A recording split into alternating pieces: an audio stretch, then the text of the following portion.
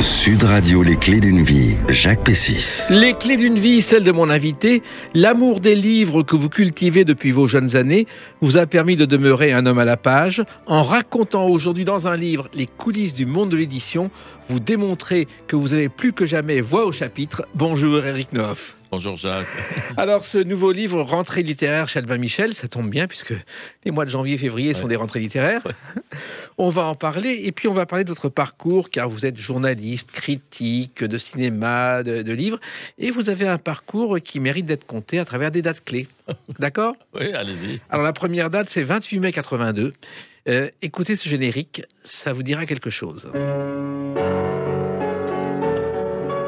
Apostrophe, vous présentez votre premier roman, Précaution d'usage, face à Jean d'Ormesson. Vous en souvenez ? Très très bien, oui. À côté de Jean d'Ormesson. À côté, oui. En face, c'était Roger Perfit, si Exactement. vous vous souvenez. Oui, Roger Perfit, il y avait quelques dessus. ennuis d'ailleurs avec l'un de ses amants il avait dû vendre sa bibliothèque car l'autre avait soi-disant fait une usine de crabes et se servait de l'argent pour produire un spectacle qui n'a pas marché. Ah oui, en plus. Ouais. Non, mais Jean d'Ormesson et Perfit s'étaient accrochés pour de sombres histoires du passé. Et c'était assez rigolo, mais c'était passé chez Pivot à l'époque, c'était un truc énorme. Hein. Je me souviens à Apostrophe, tout le monde regardait ça le vendredi soir. Et quand j'ai dit à mes copains à l'époque que j'allais publier un roman, ils m'ont pas du tout demandé ce qu'il y avait dedans. Mais la première question, c'était alors tu vas chez Pivot. Sinon, on n'existait pas. Et d'ailleurs, vous êtes tout timide, tout jeune face. Ah oui, non, mais j'étais nul. Hein. En plus, parler d'un roman, c'est pas très facile. Mais moi, quand je passais à Apostrophe, je vendais encore moins de livres que quand je n'étais pas invité, tellement j'étais mauvais. Vous êtes face à Jean d'Ormesson qui vous encourage. Oui, et qui était dans le roman en question d'ailleurs. Oui. Et en plus, vous dites l'avoir rencontré au départ, et il a dit, il y a quelque chose dans ce garçon. Ah oui. Non, puis moi, j'étais jeune, hein, j'étais étudiant, j'avais 22 ans quand je l'avais rencontré, 21, 22 ans. Je lui avais écrit parce que j'avais beaucoup aimé son livre Au plaisir de Dieu. Il était directeur du Figaro. Et il m'avait reçu un jour. Et moi, je trouvais ça tout à fait normal dans ma naïveté. Mais un patron du Figaro, il a quand même autre chose à faire que de recevoir un jeune homme qui a lu un de ses bouquins. Et je me rendais pas compte de la chance que j'avais et puis de la faveur qui me faisait. Oui, surtout qu'en 82, il vient de publier, je crois, Mon dernier rêve sera pour vous, qui est le point de départ de la légende d'Ormesson. Oui, qui était son premier livre sur Chateaubriand, Oui. que j'avais lu. Je me souviens, moi, j'étais au Festival de Cannes juste avant l'émission et j'avais lu ça sur la plage. Là, Mon dernier rêve sera pour vous. Mais j'étais très intimidé de rencontrer tous ces gens-là et puis de passer à la télévision dans cette émission qui était vraiment culte. Voilà. Et vous dites en plus dans cette émission, et ça fait rire tout le monde, que si vous avez écrit un roman, c'est pas pour être écrivain, c'est pour draguer les filles. Oui, parce que je pensais qu'un premier roman, ça allait être Bonjour Tristesse, que j'allais devenir mondialement célèbre, milliardaire, rouler dans des voitures décapotables, avoir un succès fou avec les filles, passer des nuits entières au casino. Je rassure les parents, ça n'est pas le cas. Pourquoi ? Je ne sais pas, parce que des Sagans, il n'y en a qu'une. Hein. Oui, et puis surtout, le personnage du roman qui vous ressemblait, c'était pas quelqu'un qui pouvait draguer les filles. Je me souviens plus, comme je ne relis jamais mes livres, mais il y avait forcément une raison, c'était moi le responsable. Ouais, vous étiez un faux cul, un méchant. Ah bon ? Oui. Non. C'est ce que vous racontiez à l'époque, en tout cas. Non, intimide. Intimide.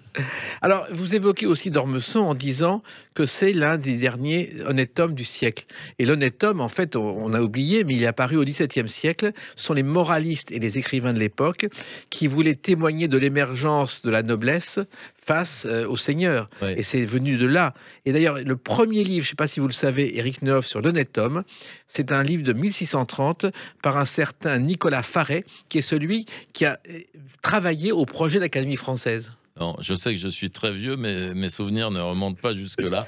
Mais l'honnête homme, oui, c'est pour moi, d'Ormesson incarnait l'esprit français, la culture, le brio, l'humour, le plaisir, et c'était ça qui était fascinant chez lui. Oui, car ce qui est étonnant avec vous, c'est qu'à 16 ans, à l'inverse de vos copains de lycée, je crois du côté de Toulouse, vous lisez beaucoup de livres, Éric Neuf. Oui, et puis de livres contemporains en plus, au lieu de lire Enfin, je lisais aussi les classiques, les livres au programme, mais je m'intéressais énormément à ce qui paraissait. Mes parents étaient abonnés à tous les hebdomadaires, je lisais les critiques, je suivais les prix littéraires sans savoir ce qui se passait un peu en dessous. Mais oui, pour moi, la littérature, c'était quelque chose qui existait. Et je me souviens d'ailleurs qu'à l'époque, c'était important. Le prix Goncourt était annoncé en ouverture du journal de 13h, alors que maintenant c'est une brève à 13h20 dans le meilleur des cas. Et ça, c'est un peu triste de voir que ce ne soit plus de rester un sujet essentiel pour les gens. Oui, moi je me souviens du prix Goncourt en direct à la télévision, avec Nourricier. Oui, Nourricier qui s'approchait des micros, le brouhaha, et puis les applaudissements ou les huées selon le nom du lauréat. Voilà, et le brouhaha aussi des sandwichs que certains profitaient Ah bah de il y avait manger. les cocktails, oui, les fameuses hirondelles, comme on les appelait, des gens qui n'avaient rien à faire là et qui venaient se goinfrer, mais ça faisait partie du folklore, c'était pas désagréable. Alors Éric Nehoff, je crois que les livres, et le cinéma d'ailleurs, c'est votre passion depuis toujours. Oui, enfin depuis l'âge de 14 ans à peu près, c'est quelque chose qui compte énormément. Et je ne sais pas ce que j'aurais fait si ça n'avait pas marché dans le journalisme, parce que j'aurais eu beaucoup de mal à m'intéresser à autre chose. Je serais peut-être sous les ponts alors qu'il est si je n'étais pas devenu critique. Oui. Voilà, vous êtes au micro de Sud Radio, c'est quand même mieux. Oui. Mais... Et puis il y a la scène qui n'est pas loin. Exactement. Mais surtout, il y a une chose, c'est que vous savez à 16 ans ce que vous allez faire, ce qui est rare à l'époque chez un jeune homme. Oui, mais j'avoue que c'est une chance énorme. Je me souviens, là, quand j'étais en première, j'étais pratiquement le seul à avoir dit, moi, je serais journaliste. Et j'écrirais des livres, des critiques de films, et les autres ne savaient absolument pas. Et après, je me souviens qu'en terminale, ceux qui étaient doués en maths allaient en médecine, quand ils ne savaient pas quoi faire, et ceux qui étaient en lettres allaient en fac de droit, mais sans vocation particulière. Mais cela dit, c'est une chance, mais c'est un pari risqué, parce que si ça ne passe pas, ça casse, ça, de s'occuper uniquement de livres et de cinéma. Oui, mais en même temps, vous avez fait des études littéraires. Oui, oui. Un petit peu Hippocagne et Cagne. Ouais, bah c'est pas mal quand même. Une vague maîtrise de lettres. Non, parce qu'à partir d'un certain âge, quand on s'intéresse aux livres, on n'a plus besoin de professeurs pour savoir qui sont les bons auteurs. On se débrouille tout seul. Ça. Mais cela dit, aujourd'hui, je déconseillerais à quelqu'un de 17 ans qui aime les livres et le cinéma de se dire je vais devenir critique et consacrer ma vie à ça. C'est un petit peu risqué parce que les journaux ont beaucoup disparu, la part réservée à la culture est devenue de plus en plus congrue, donc ce serait vraiment un mauvais pari sur l'avenir. Oui, c'est-à-dire que vous avez connu une époque privilégiée où il y avait des journaux où on pouvait débarquer, par exemple au Quotidien de Paris, et être engagé. C'était pas l'argent qui comptait. Non, et puis au Quotidien de Paris, où j'ai débuté, personne n'était dans une école de journalisme. Ce qui comptait, c'était la passion, l'amusement, que les papiers plaisent à Philippe Tesson. On pouvait écrire tout ce qu'on voulait, il n'y avait aucune censure. C'était un joyeux bordel à peine organisé. Et le journal était marrant et reste quand même dans les mémoires de beaucoup de gens. Et puis, il y avait plein d'autres journaux. Il y avait le Matin de Paris, il y avait Le Monde, il y avait France Soir, il y avait l'Aurore, rien que pour les quotidiens. Et aussi tous les hebdomadaires. Non, ça, c'est vraiment une période qui a changé. Le papier est devenu une rareté ou un plaisir de dinosaure. Et il y avait un écrivain, un critique que vous adoriez à l'époque, qui était Jean-Louis Bory, qu'on a un peu oublié, qui d'ailleurs a été celui qui a réhabilité Céline dans les premiers, et qui détestait les films d'Audiard et de Funès. Oui, il écrivait très bien, mais il avait des goûts bizarres. Il avait détesté aussi Le Parrain. Mais il adorait les films égyptiens que personne n'avait vus, les films sociaux. C'était l'intellectuel de gauche caricatural, mais il avait une façon d'écrire qui était épatante, et surtout à l'oral, on l'entendait au Masque et la Plume, il était vibrionnant, drôle, c'était éblouissant sa conversation. Mais ça compte, ça aussi. Moi, c'est ce qui a été un des déclics pour mon avenir. Oui, car à force de l'écouter, il y avait le Masque et la Plume que vous écoutiez. Ça donnait envie d'être critique à son tour. Mais c'est exactement ça. Et comme aujourd'hui, je fais partie de l'équipe du Masque et la Plume, j'avoue que je n'en reviens pas de me retrouver dans ce studio à la place où officiaient des Bory ou des Georges Charançol quand j'étais gamin. Et encore une fois, vous avez appris le métier sur le terrain et pas dans une école, ce qui est rarissime. Aujourd'hui. Aujourd'hui, oui, mais à mon âge, vous savez. Non, mais je me souviens qu'à l'époque, on était très peu nombreux à avoir appris le. Mais le journalisme, ça s'apprend pas vraiment dans une école. Hein. C'est comme le cinéma ou la littérature. On fait ça chez soi. Et puis il y a une émission de télévision avec Geneviève Dorman où on parle de vous comme un courageux qui s'est mis à dos toute la critique littéraire de France. Je ne sais pas si vous vous en souvenez de cette émission. C'était Luce Perrault qui l'a présentée. Vous aviez un livre, Nos amis les lettres. Ah oui, c'est vrai. Mais je me souviens pas de l'émission. Oui, Geneviève Dorman était venue me soutenir parce que c'était un pamphlet contre la critique de l'époque. Mais Au moins, il y avait de quoi écrire un livre entier sur le sujet, sur la critique. Aujourd'hui, comme il y a très peu de critiques, ce serait une vague plaquette si quelqu'un se lançait dans cette aventure. Ouais. Non, mais Geneviève Dorman est aussi une personnalité qui manque beaucoup avec son franc-parler, ce côté hussard qu'elle avait. Très, très bonne romancière. Je me souviens de la première phrase, par exemple, de son roman Le bateau du courrier.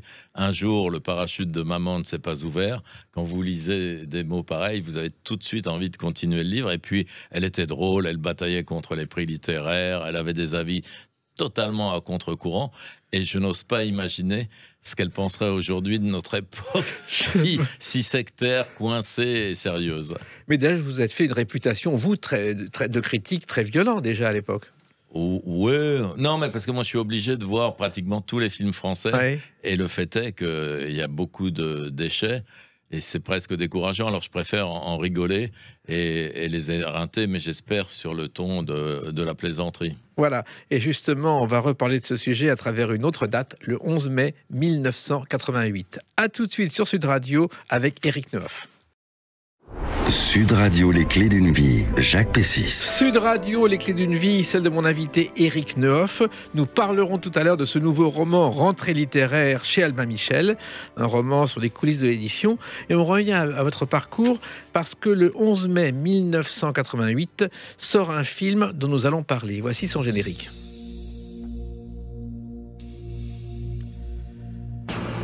Le Grand Bleu. Ah.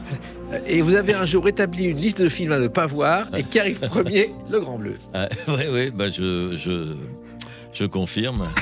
Non, parce qu'à mon avis, ça fait partie des films qui ont fait basculer le cinéma français dans quelque chose qui est totalement nocif. C'est qu'il n'y a plus d'histoire, il n'y a plus de scénario, il ne reste plus que des images, des séquences publicitaires. Et quelqu'un comme Luc Besson est très doué pour filmer, pour nous donner de belles séquences. Mais les scénarios sont en général d'un vide abyssal, ce qui allait bien avec Le Grand Bleu. D'ailleurs, le personnage principal, pour éviter de parler, avait un tuba dans la bouche, ça tombait bien. Et le seul scénario potable qu'il y a eu dans un film de Luc Besson, c'est son Jeanne d'Arc, mais ça n'est pas de lui, c'est de l'histoire de France. Et à partir de là, oui, tout est parti un petit peu à volo, parce qu'entre ces grosses machines un peu creuses et les films d'auteur sans intérêt qui se passaient dans un 2 pièces cuisine avec un avortement à l'étage en dessous, un point de deal dans la cour de l'immeuble, et puis un enfant qui avait braqué une banque. Et on n'avait plus que le choix entre ça et ça. Alors que moi, j'aimais les films de Truffaut, de Claude Sautet, de Godard du début. J'aimais le cinéma français qui parlait des vrais gens. J'avais envie, quand j'allais au cinéma, de découvrir de nouvelles personnes à aimer. Et là, c'était quand même un tas de personnages qui me laissaient indifférent. Oui, et d'ailleurs, moi je me souviens de la première à Cannes, j'étais en coulisses du Grand Bleu, le film a été hué par le public, Ouais. et après il y avait un dîner où Luc Besson et Anne Parillaud à l'époque étaient dans un coin abandonné par tous, ça n'intéressait personne. Oui, mais Cannes était à l'époque un endroit très cruel, hein. Il y avait des scandales, des sifflets. Aujourd'hui, c'est devenu assez plan-plan. Et un petit peu trop intellectuel à mon goût, là. C'est que des films d'humour sont pratiquement bannis de la sélection. Et on a presque envie de défendre le malheureux Luc Besson d'être allé là-bas parce que c'était un piège. Mais il y avait à l'époque encore des polémiques. Et surtout, Le Grand Bleu a été le moment de bascule où le cinéma n'a plus été un sujet de conversation. Une sorte d'espéranto, parce que moi, quand j'ai grandi, je me souviens que tout le monde avait vu les mêmes films, en parlait, et les films faisaient partie de l'imaginaire commun. Tout le monde avait vu les films de Sautet dont on parlait, tout le monde avait vu La Grande Bouffe, tout le monde avait vu Le Dernier Tango, La Combe Lucien, les gens s'engueulaient, mais on savait de quoi il s'agissait. Aujourd'hui, quand quelqu'un a vu un film autour d'une table, tous les autres convives ne savent pas de quoi il s'agit. C'est ça qui est un petit peu dommage, c'est que ça ne fasse plus partie de l'imaginaire français. Moi, je me souviens des films d'Audiard sur les tontons flingueurs, ou le CAF sur Bif. Moi, j'ai assisté à une projection où le public disait, juste avant les comédiens, toutes les répliques du film. Bien. Oui, mais depuis Audiard et Sautet, avec les dialogues de Dabadi, qui pourrait citer une réplique culte qui resterait dans les mémoires depuis 20 ans. Il n'y a plus rien. Et les répliques cultes improvisées, touche pas au Grisby salope de Francis Blanche dans Les Tontons Flingueurs, c'était pas dans le scénario. Il l'a improvisé en une seconde. Mais puis faut dire qu'il y avait quand même toute une bande de second rôle qui était prodigieux.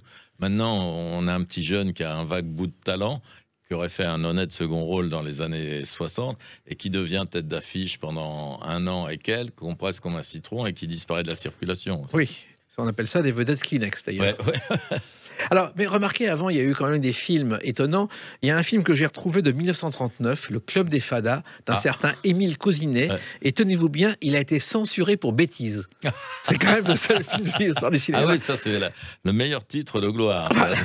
Alors finalement, vous dites tout cela avec beaucoup d'humour, beaucoup d'insolence, mais sans vous prendre au sérieux, Éric Neuf. Ah ben non, parce que quand même les films et les livres, c'est ce qui fait partie pour les gens normaux, entre guillemets, des loisirs. Nous, on a la chance de travailler dans un milieu où lire des livres, voir des films, on est payé pour ça. Oui. Alors de temps en temps, on devrait ne rien toucher parce que les films ne valent rien, mais on en aurait pour notre argent.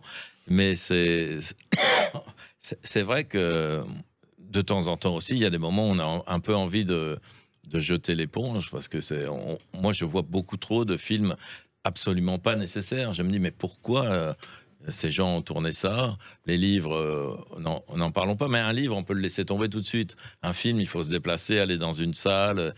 Et puis, on se dit quand même que ça a coûté très cher. Et à quoi a servi cet argent? Et comment ces gens trouvent des financements pour tourner ces trucs-là? Moi, ça m'a toujours sidéré. Et puis, il y a une autre chose. Maintenant, on ne peut plus tout dire sans être attaqué sur les réseaux sociaux. Si on attaque le physique d'une fille dans un film, vous allez avoir des centaines de personnes contre vous, Éric Neuf. Mais non seulement ça, mais si vous dites qu'une actrice est jolie, vous êtes accusé de sexisme, de misogynie. C'est complètement aberrant. Alors que un acteur, son corps, son physique, c'est comme la farine du boulanger pour une baguette. Ça fait partie du truc. Sinon, si on veut pas montrer comment on est physiquement, on va travailler à la sécurité sociale ou sur les réseaux sociaux, justement.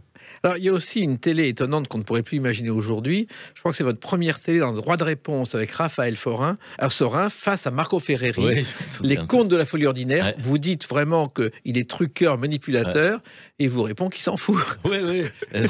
Mais oui, c'était l'époque où les émissions étaient en direct et moi j'étais totalement inconscient. Je pouvais dire à Ferreri qui était là et qui m'avait traité de provocateur, lui qui avait fait la grande bouffe.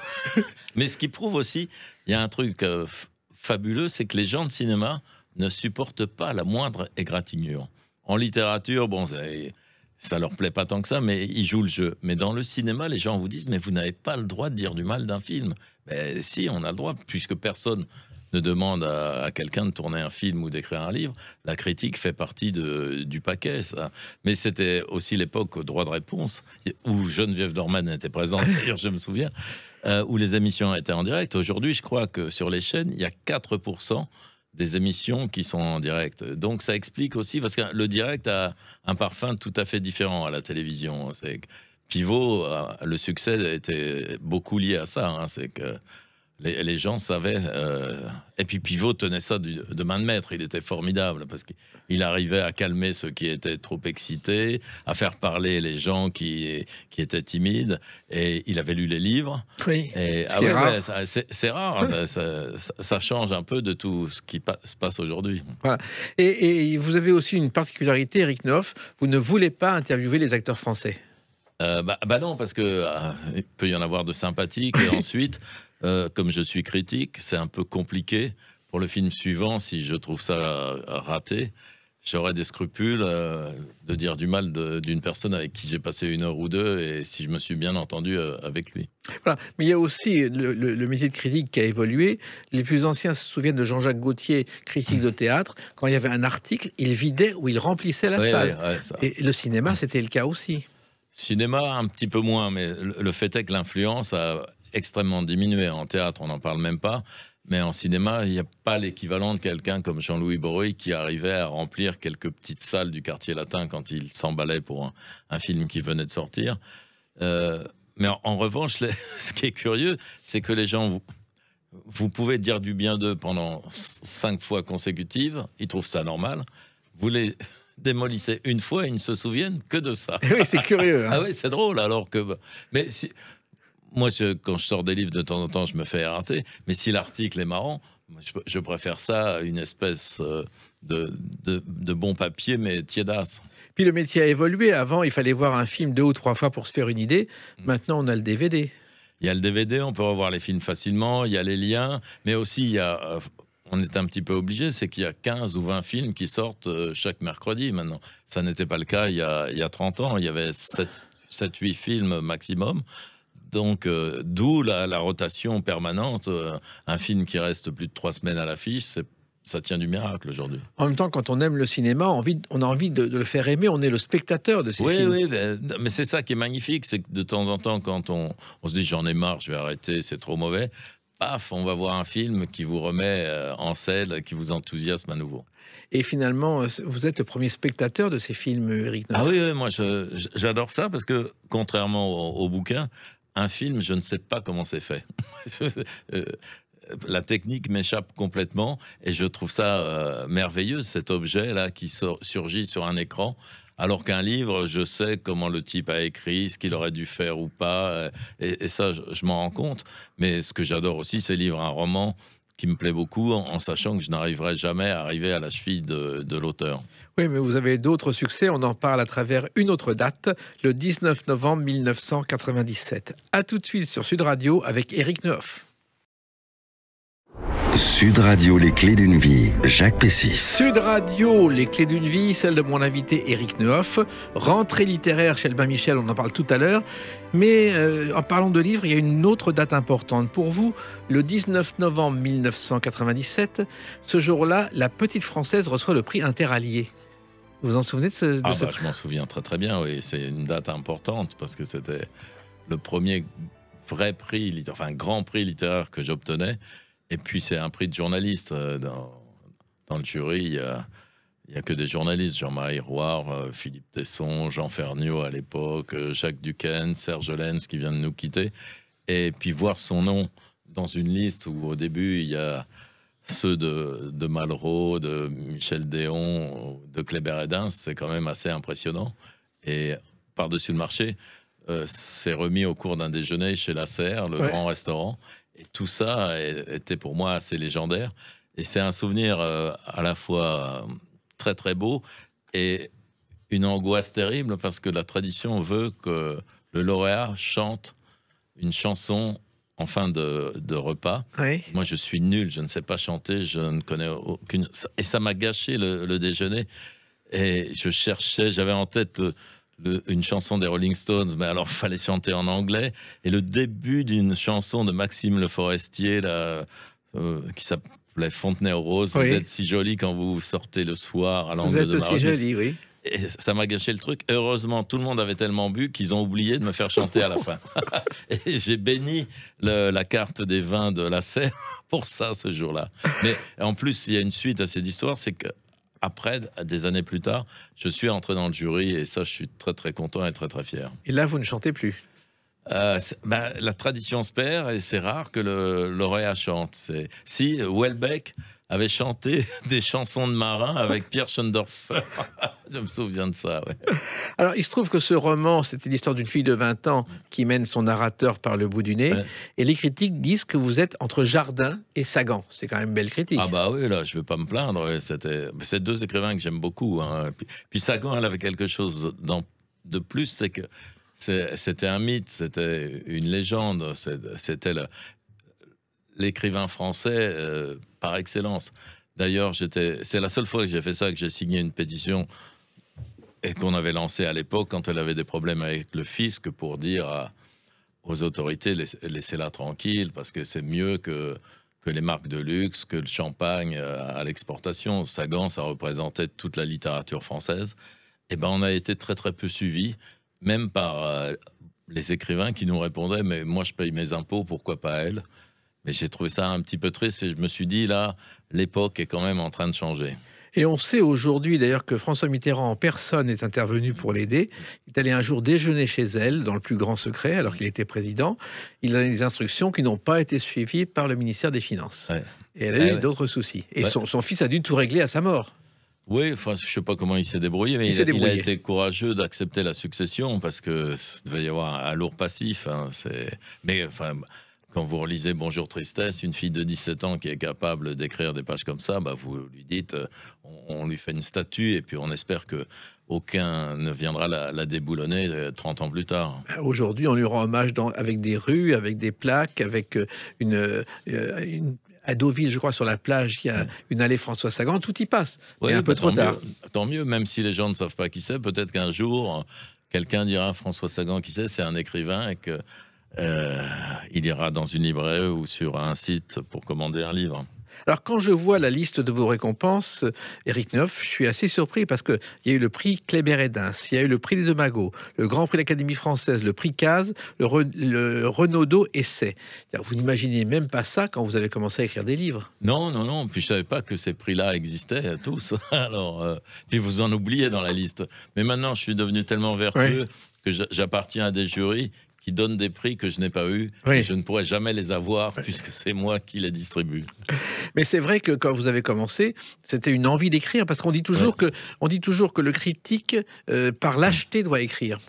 Oui, mais moi, comme j'ai publié mon premier roman assez tôt en 82, c'était concomitant. Pour moi, ça fait partie de la même histoire. Écrire dans les journaux ou écrire des livres, c'est la même encre. En gros, on s'applique autant ou on s'en fiche autant. Parce que pour moi, écrire n'a jamais été une douleur ni un calvaire. C'est quelque chose de naturel qui fait partie des plaisirs de la vie, comme aller au restaurant avec des amis, voir un match de rugby, prendre une voiture pour passer un week-end avec une fille qu'on aime. Tout ça fait partie d'un tout. Et pour moi, c'est quelque chose de très français. C'est l'art de vivre, c'est la civilisation. Et j'aimerais que ça continue le plus longtemps possible. Oui, mais encore faut-il avoir le temps d'écrire pour les journaux et pour les livres. Le soir, quand on rentre, on n'a peut-être pas envie de... Oui, mais il y a toujours un moment où moi, j'écris vite en plus, mais il y a toujours un moment où on se dit il faut que je le fasse. Puisque personne ne me l'a demandé, je suis obligé de le faire. Voilà. Alors, il y a quand même des romans qui ont déclenché des polémiques et qui ont défrayé la chronique. Je pense à Actualité française, qui évoquait la guerre. Et là aussi, ça a été une source de polémique. Oui, c'était un roman qui s'inspirait de Brasillac, parce que j'ai écrit ça quand j'allais avoir 35 ans. Et Brasillac est mort à 35 ans pile. Et je me suis dit, qu'est-ce que ça fait de savoir qu'on va mourir à 35 ans? Et c'était le seul exemple que j'avais sous la main. Mais peut-être que c'était un très mauvais livre, je ne sais pas. Mais ça m'avait demandé beaucoup de boulot, parce que comme c'était un roman historique, il fallait vérifier un tas de trucs et je ne le referai plus. Je préfère que ça se passe aujourd'hui quand j'écris. Et en plus, il n'y avait pas Internet aujourd'hui comme aujourd'hui. Ah oui, en plus, oui. Il fallait chercher les choses, c'était pas facile. Mais j'imagine qu'aujourd'hui, aucun éditeur ne publiera un bouquin comme ça. Hein. Non, c'est possible. Et il y a aussi un privilège que vous avez eu, c'est ce qu'on appelle les péchés de jeunesse, c'est-à-dire vos premiers romans publiés sous forme d'une intégrale. Ça, c'est assez rare aussi chez un auteur, Éric Neuf. Ah oui, mais ça, il a fallu se battre. Hein. J'ai demandé, comme les romans étaient épuisés, j'ai demandé à l'éditeur de les réunir en volume, et heureusement ils ont accepté, ils ont fait un très très beau bouquin, et ça j'étais content, parce que je suis quand même le plus ancien auteur de chez Albin Michel, hein. Oui. Alors je leur ai dit, faut quand même me traiter un peu convenablement, mais ils l'ont fait, et j'ai trouvé ça touchant, mais je ne les ai pas relus, hein. J'ai juste fait une préface. Non. Et pourquoi? Parce qu'il y a tellement d'autres livres à lire, j'ai de tels trous dans ma culture, et puis peut-être aussi c'était par peur de trouver que soit c'était complètement nul, soit c'était beaucoup mieux que ce que je fais aujourd'hui. Je ne voulais pas comparer. Alors, quand vous écrivez un roman, c'est assez particulier. Il vous arrive de vous mettre dans la peau de vos personnages, Éric Neuf. Oui, j'essaye, mais c'est assez simple une fois qu'on est dedans. Puis il suffit d'observer. Il y a un moment où tout ce qui vous arrive, enfin pas tout de suite, au départ, ça patauge un peu, mais il arrive un moment où tout ce qui vous arrive, tout ce que vous voyez, un tamis s'effectue et tout sert au roman. Et c'est relativement simple d'écrire, et puis se mettre à la place des gens au bout d'un certain moment, c'est quand même une chose assez aisée. Oui, en même temps, il y a les romans des autres, parce que de temps en temps, vous avez été critique littéraire, et ça, c'est autre chose. Ouais, mais j'ai mis 25 ans, mais j'y suis arrivé. Je ne parle plus que des romans étrangers maintenant. Oui. Donc, pourquoi d'abord, parce qu'ils sont meilleurs, puisque il y a eu le filtre de l'éditeur du pays en question. et le deuxième filtre de l'éditeur français qui a traduit le livre. Et puis, ça évite aussi d'avoir tous les emmerdeurs qui publient un livre et qui vous demandent une critique quand ils sortent leur bouquin en France. Ouais. Vous avez eu ça lorsque vous faisiez des livres français? Un petit peu, et puis surtout après les drames, quand on en dit du mal. Mais non, puis, c'est peut-être de la paresse ou de la lâcheté, mais j'avoue que la littérature anglo-saxonne me semble, en tout cas dans le domaine du roman, bien supérieure à la nôtre. Oui, et d'autant plus que c'est une littérature qui dure depuis des siècles et des siècles. Oui. Mais nous aussi, pourtant, on savait raconter des histoires, mais eux n'ont pas été atteints à la fois par le nouveau roman, comme nous dans les années 50, et depuis quelques années par l'espèce d'autofiction qui nous casse sérieusement les pieds. Oui.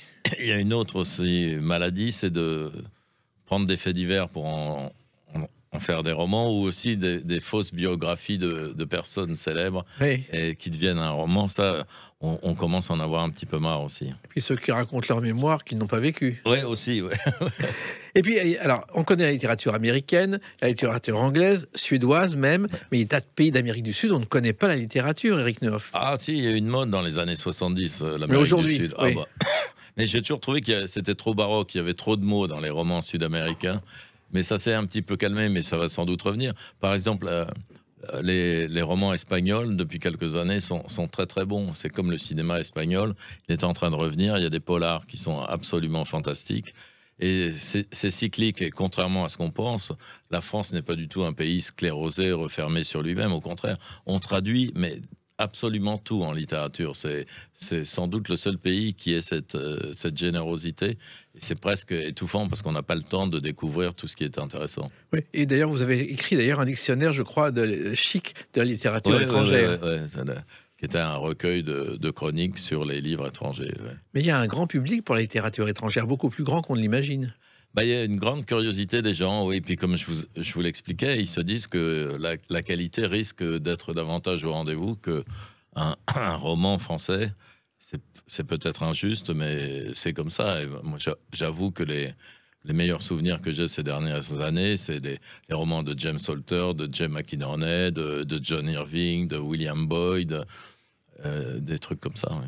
Alors, moi, je me suis un peu renseigné. En 1948, il y a un groupe amical de directeurs littéraires qui ont créé le prix du meilleur livre étranger. Et c'est la première fois qu'on s'intéressait aux livres traduits en français. Et ce prix est aujourd'hui soutenu par Sofitel. Et ça fonctionne très bien.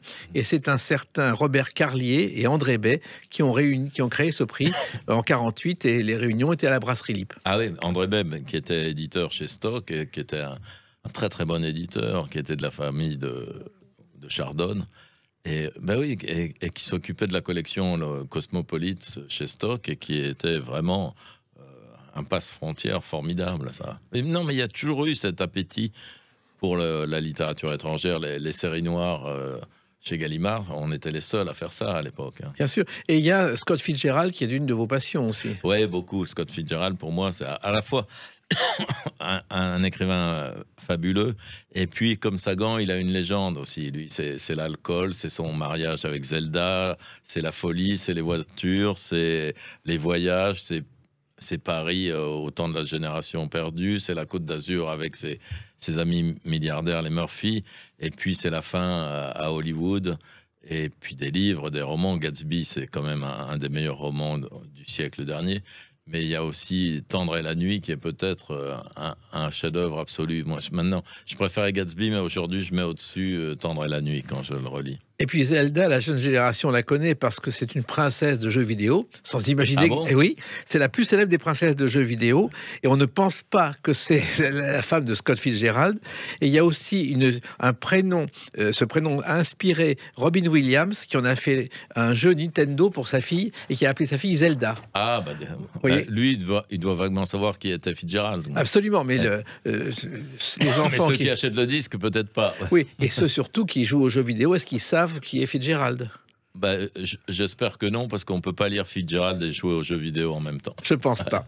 En tout cas, on peut vous lire, et on en parle dans quelques instants avec une autre date, le 5 janvier 2022. A tout de suite sur Sud Radio avec Éric Nehoff. Sud Radio, les clés d'une vie, Jacques Pessis. Sud Radio, les clés d'une vie, mon invité Éric Nehoff, une date 5 janvier 2022, sortie de votre nouveau roman, Rentrée littéraire chez Albin Michel. Alors en général, rentrée littéraire, quand on est journaliste, on reçoit des dossiers de presse où il y a écrit en septembre, rentrée littéraire ou en janvier. Et là, c'est la première fois que je le vois sur un titre de roman. Oui, d'ailleurs, j'ai été étonné, je pensais que c'était déjà pris. Apparemment non, mais je trouvais que le titre était pas mal. Puis il disait bien ce que ça voulait dire, parce que c'est un roman sur une rentrée littéraire vue par un couple d'éditeurs. Voilà, un couple d'éditeurs d'un autre temps, qui n'ont rien à voir avec aujourd'hui. Enfin, pas si vieux que ça, quand même. Non, mais ils travaillent à l'ancienne, oui. Et le jeune romancier que vous êtes toujours a connu ce genre d'éditeur. Ah oui, les petits éditeurs qui lisaient les manuscrits sur papier, qui aimaient ça, qui allaient au restaurant, qui donnaient des soirées chez eux. Et c'était ça qui était épatant, c'était toute cette ambiance, cette gratuité, cette liberté qu'il y avait dans le milieu de l'édition, qui était quand même une profession à part. C'était vraiment un milieu où le plaisir, le dilettantisme était un peu la règle. Et aujourd'hui, hélas, j'ai l'impression que les chiffres ont pris un peu partout, et même là, le pas sur les lettres, et je trouve ça dommage. Oui, alors vos héros, c'est Pierre et Claire, un couple qui s'aime. Ils sont oui, ça aussi, c'est une rareté. C'est que je voulais mettre un couple dans ce milieu un peu turbulent, l'édition, et raconter l'histoire d'un couple qui n'a jamais divorcé, qui dure, qui pour moi était un peu une exception et il mériterait de figurer au Guinness des records. Oui, parce que dans l'édition, on ne couche pas que sur le papier, en gros. Ah, pas mal.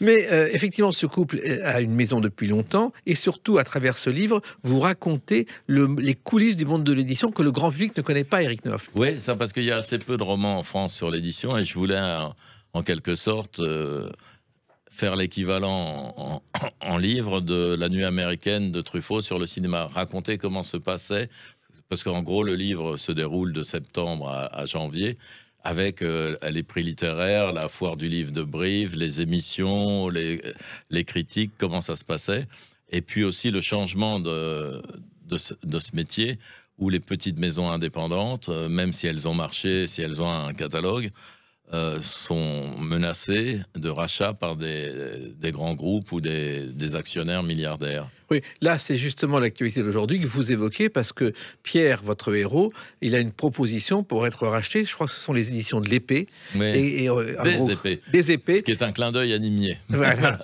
Et un gros groupe veut le racheter sans savoir exactement ce qu'il y a dans le catalogue. Oui, mais je crois que ça arrive relativement fréquemment. C'est que vaut mieux acheter une maison d'édition qui ne marche pas du tout pour le prestige. Mais c'est très risqué parce qu'en général, on dit au patron de la maison, mais rien ne changera pour vous. Et puis on voit très bien qu'un an ou 2 ans plus tard, le gars se fait virer, que tout a changé. Et je voulais même raconter une histoire d'amour et puis parler de Paris aussi. Oui. Parce que je trouvais qu'on voyait assez peu Paris aujourd'hui dans les romans, et j'avais envie de faire aussi l'équivalent des films de la Nouvelle Vague où tout se passait dans des cafés, où on voyait les taxis, les restaurants, et puis faire l'éloge aussi de tous ces endroits qu'on aimait et qui ferment petit à petit, comme les cinémas, les cafés, les restaurants qui disparaissent, et les librairies qui sont vraiment devenus introuvables maintenant. Oui, c'est-à-dire que dans votre livre, on est dans des librairies, on est dans des restaurants fréquentés par les maisons d'édition, car ça, le public ne le sait pas, mais il y a tel restaurant, un italien ou le Récamier, où tel éditeur va avec ses auteurs. Ils ont et puis c'est là que le travail se fait, en général. C'était le moment où ils travaillaient plus, entre 1h et 4h de l'après-midi, parce que c'était l'époque aussi où les gens commandaient des grands Bordeaux, des plats en sauce, alors qu'aujourd'hui, c'est le règne des carottes râpées et de l'eau gazeuse. Et ça prouve que tout a changé dans la tête des éditeurs. Oui, et d'ailleurs, vous racontez un éditeur qui est un jeune auteur, et il va commander une bouteille de vin de l'année de sa naissance. Oui, ça c'est une anecdote. C'est ce qu'a fait Jean-Claude Fasquelle quand il a invité la première fois à déjeuner Marc Lambron. Oui.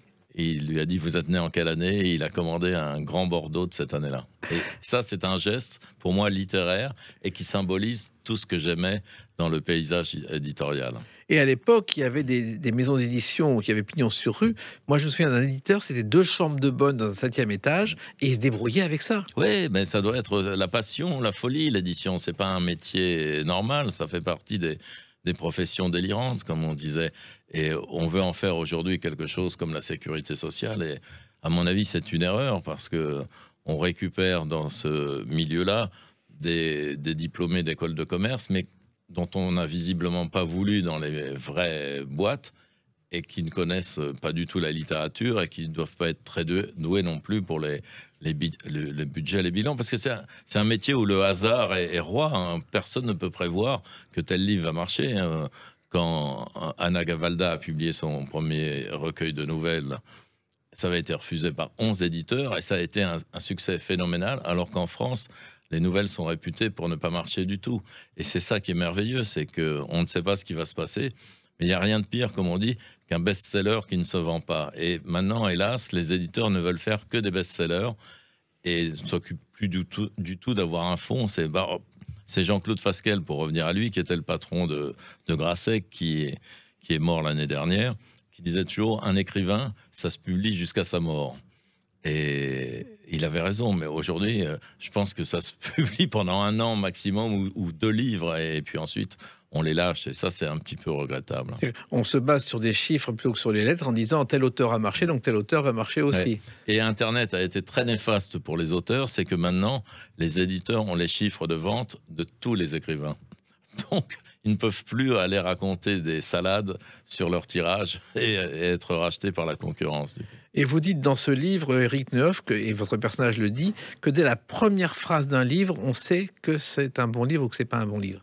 Bah, si la première phrase est bonne, ça a des chances de plaire ensuite.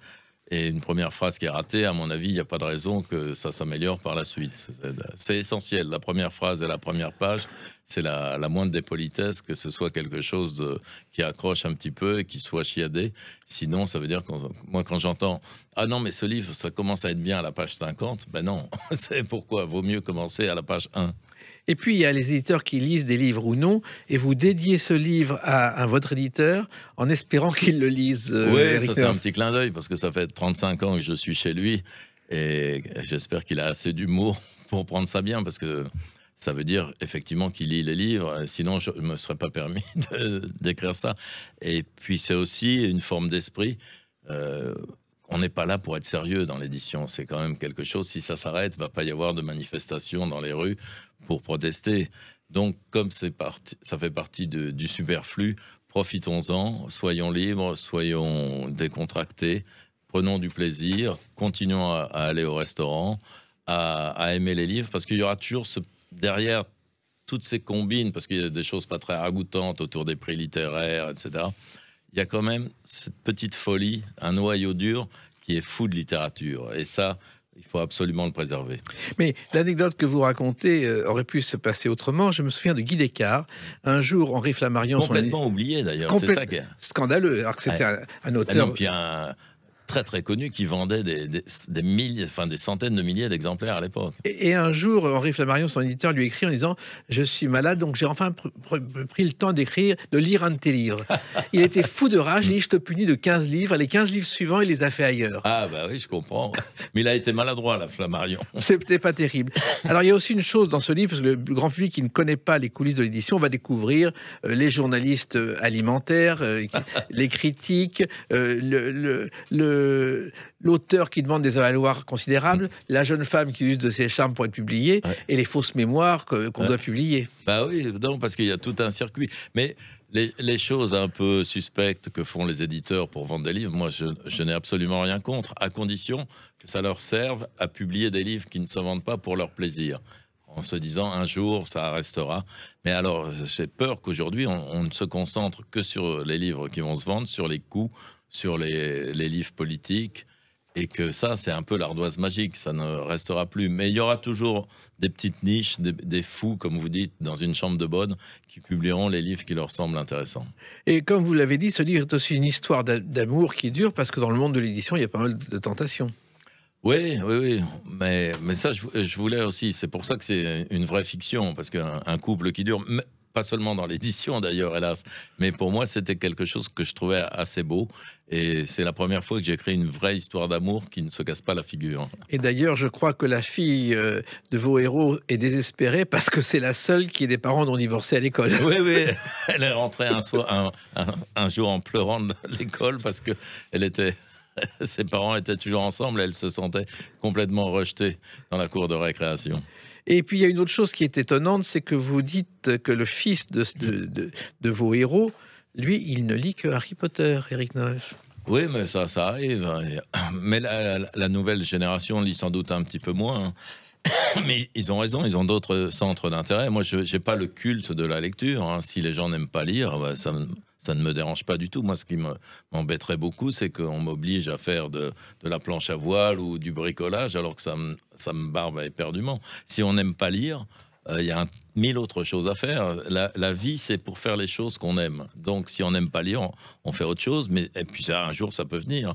Le problème, c'est qu'aujourd'hui, il y a plus de gens qui écrivent que de gens qui lisent. C'est un vrai problème. Et puis, vous évoquez justement dans ce livre, Éric Neuf, des auteurs oubliés, comme celui dont on va entendre la voix. Mon cher papa voulait que je sois un petit garçon bien élevé.